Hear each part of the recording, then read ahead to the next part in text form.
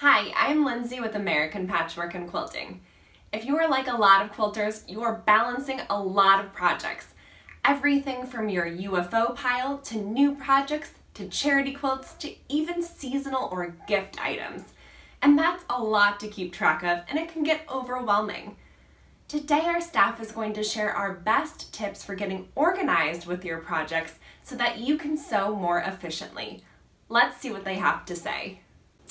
Hi, I'm Doris Burnett, editor of Quilt Sampler magazine. Today I'd like to show you the system that I use to keep track of both my ongoing and my future quilting projects. I realized not long after I started quilting that I was going to need some sort of system to keep track of the projects that I had going.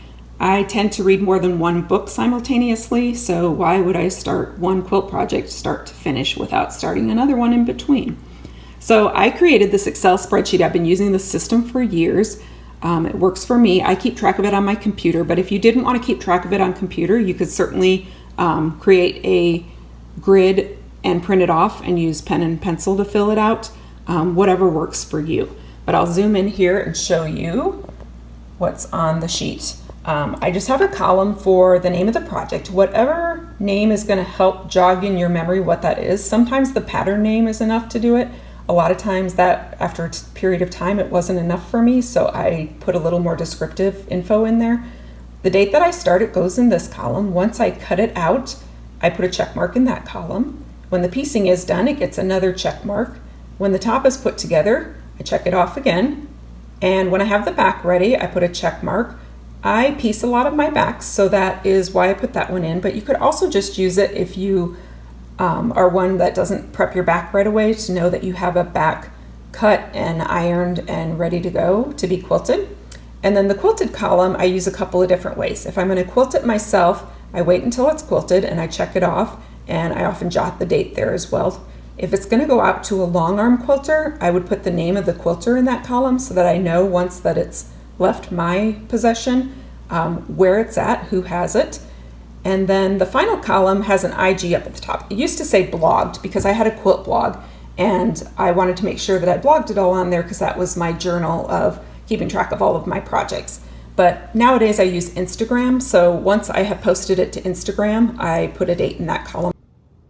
Hi quilters, I'm Elizabeth, and today I want to share with you one of my favorite ways to store UFO projects, and that's in these plastic bins. What I love about them is that they're clear, so I can quickly see what's inside of them. And I also love that they have a handle, which makes them great for on-the-go sewing. Let's take a closer look at the inside of my bin. So I like to keep everything together so I don't have to go searching for it at a later date when I finally get back to working on this project. So as you can see, I keep the magazine in here where the pattern is from, some fabrics that I haven't cut up yet. I've also added my binding here, which I went ahead and pre-cut. Just to make sure that I didn't accidentally use that fabric for another project. And then it's already here with everything else when I finally get around to finishing this project. I like to keep the blocks organized in these little sandwich baggies. And I've even added some clips to keep the pieces with the in progress blocks. I'm gonna just label them outside of the bags with a Sharpie marker.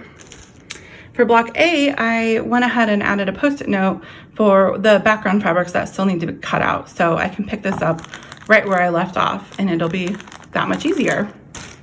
And then here in the bottom of the bin are one of my in-progress blocks. And that just helps to give me a little bit of motivation the next time I pick up this project. Hi, I'm Beth, and today I'm sharing tips for tackling a large quilt project. So this is the quilt I'm making. It's called Scrap Happy, and it's from the October 2017 issue of American Patchwork and Quilting. And once I started looking at the instructions, I got a little intimidated by the sheer number of pieces. So to make it a little more manageable, I decided I was going to track the larger units instead. This made me feel like I was actually getting somewhere when I was able to mark off one of 52 blocks rather than one of 448 blocks. So this is my little organizer, and I just would mark off on my post-it every time I finished one of the blocks. I realized using pairs of the squares as leader strips would help me go a little faster. So after I put together a few blocks, I had a nice pile of both the colored squares and the low volume squares. Then when I was laying out my blocks, that allowed me to have 2 of the 3 pieces already sewn together, which meant that the 9 patch blocks went together even more quickly. Keeping 12 of these blocks on my design wall at all times really helped me stay motivated. It was there when I walked into the room, and also I didn't have to get anything out whenever I had a spare minute to sew. So now that you have your projects organized with the tips that everyone else shared, I'm going to share a tip on how to sew and get more things done. And I especially love to use this tip when the holidays are approaching and when you're trying to balance still making progress on your projects while maybe making gift items or Christmas quilts. So I will set my alarm 30 minutes earlier every morning. I'm a morning person, so that's easy for me to do, but maybe you're a night person and want to stay up a little later. And so for 30 minutes every day, I just get to my sewing room and finish as much as I can in those 30 minutes. Some days I can sew longer, and sometimes it ends up being a few hours later, and where did the time go? But I made a lot of progress. And sometimes when that 30 mark hits, I'm out the door, but I still am making daily progress, and it adds up quickly, and you'll finish more than you think you will.